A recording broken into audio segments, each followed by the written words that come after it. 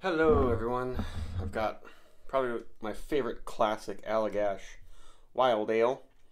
They just say ale fermented with Brettanomyces and dry hopped, but I would call it a Brett Saison, dry hop Brett Saison.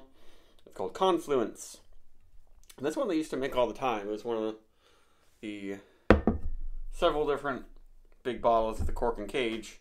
They would sit at liquor stores for a long time because they were $15 to $20. This one I got at the brewery for $17. It was bottled April 2022. And I haven't had this in so long because I feel like I haven't made it in a long time. Same with Interlude. That was another one they were like, oh, it's back, Interlude.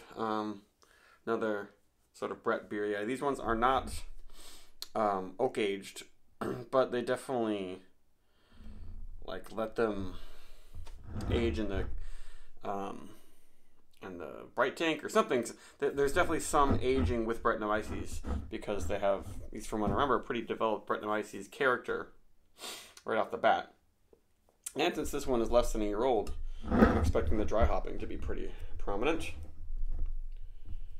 And I haven't had an Allagash 750 like this in a long time. Actually just bought it from the brewery yesterday. It's got some sediment in there. But seems like hoppy Brett beers just aren't sexy anymore. Not many breweries make them. Not many breweries make just simple Brett beers. Everyone wants something that's oak aged, sour, fruit added, that sort of thing. But this is one of my favorite styles.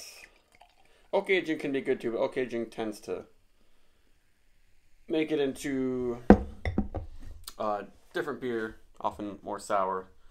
You don't really get sourness from Brettanomyces just from stainless aging. I guess that's what it is called when you age it in a tank. And we got a very good head there. The carbonation is not insane, but it's definitely high. Bubbles popping pretty fast. And a lot of foam on top there. There we are, yeah. And with a lot of these Brett beers, like the head changes throughout the bottle how it pours. Sometimes it pours rich and thick. Sometimes, oftentimes the first pour is like wispy like this. Oh yeah, and the cork smells great. Actually smells a little acidic. But this has got, this is like Orval type funk. Orval, the only Trappist beer that uses Brettanomyces. They only bottle condition that one, but it's hard. You can't really get that one very super duper fresh in America because it's shipped from Belgium. So I've only ever had it when it was quite bready. Yeah, it's that mushroomy, musty, and there's just a whisper of lemony acidity in here. And definitely like a juicy grapefruit thing, very bright. It's bright and old. It's fresh and old at the same time. And kind of like a tart pineapple thing going on. Yeah, they say pineapple, citrus, stone fruit, yep. And a hint of funk. It's pretty funky.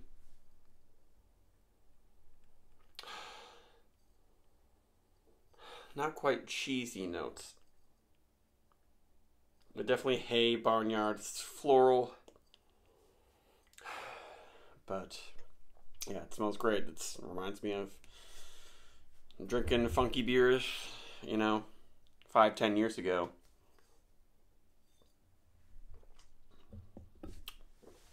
Whew. So dry.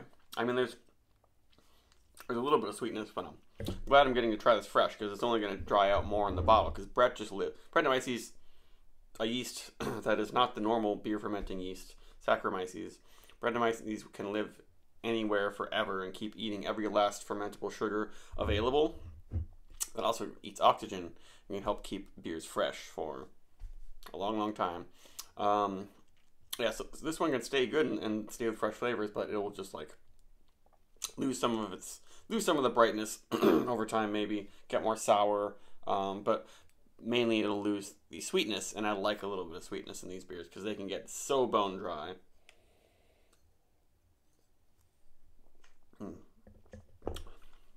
Even though the bubbles aren't going crazy in the glass, it's really, really carbonated. And it's really fluffy on your tongue.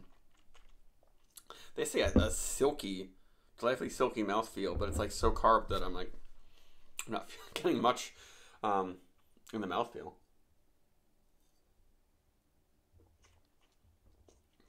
It is nice, but just like my whole tongue is just a million different nucleation points for the carbonation. Maybe once this settles down, I'll be able to feel the texture a little bit better, or at least the body. And it's, the top of the bottle is pours super duper clear, but there's some sediment on the bottom.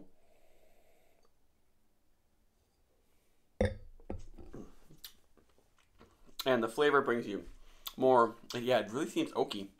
It has this kind of woody, I guess more hay-like quality. And maybe it's a little bit of reminiscent of some cheeses. I don't know, like drier sheep's milk or something. Wash rind. Those cheeses where you can really taste the grass and the hay that the cows are eating. But while it's carbonated, I definitely need to burp. Pardon me for a second. It's not coming out. But this is really good. It's in, despite all these big flavors and pardon me, and the things I'm saying about this beer, it's still sort of delicate and refined. It lingers with a little bit of booze to it. It is 7.5. I don't even know if I mentioned that. I actually prefer these beers when they're a little bit lower ABV, honestly. But this one, it's still kind of delicate and refined, and in some ways, like, ooh, and now the smell is getting even more like pineapple-y, and yeah, that's what I love about these. It's like, often I would say moldy peaches. Maybe it's got a little bit of that going on, except like not. When you think mold, it's bad mold, but yeast is basically, yeast and mold, both fungus. And it does have a nice kind of smooth texture, but it's still so carb that I'm not fully appreciating it. That's a really good beer. And I wish more breweries would make these, but I kind of understand why they don't, because it's like the flavors that it does have, people don't like, and they don't want to have to be able to pick out fruit flavors. They want you just throw 1,000,000 pounds of fruit and whatever in the beer. In your face, clear, obvious, normal flavors is what people want in beers these days. When I say normal flavors, I mean like,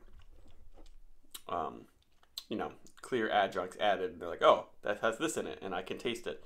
Whereas this is a lot of different things. Some things that are bizarre, herbal, barnyard, funky. A lot of people aren't a huge fan of, and this review's going too long, but I would give this a 4.5. And I think that it would actually be a really great blending beer. So I might do some of that. Bye-bye.